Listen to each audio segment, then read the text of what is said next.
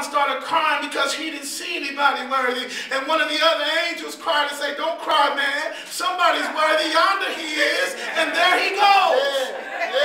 Are you with me here? And as soon as the scroll is passed from the Father to the Son, the Bible says they prostrate themselves. And in their prostration, look at verse 8, the Bible says, each of them having a harp and golden bowls full of incense, which were the prayers of the saints, they began to break out in a new song. Can I unpack that right there some more? Look, I like this part. When they bow down, Sister Riette, they bow down with prayers, right? Yes.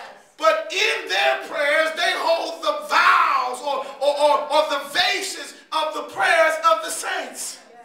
And when they pray, guess who else prays? We pray.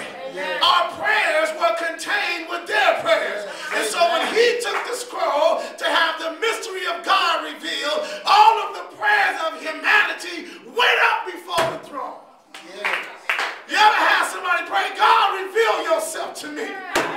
God, open the windows of heaven and show me the way. Show me how to relate in this situation. God, move in my life. Give me direction. Give me wisdom. Guess what the prayers did at that time? They went up. Yes. Because only one person was able to reveal the mystery of that scroll.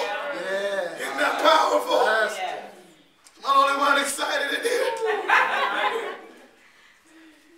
My God. I wrote myself a note here. The picture is that of knowing that all of our prayers are received in heaven and are brought before the throne. Some are answered right away, and some not yet.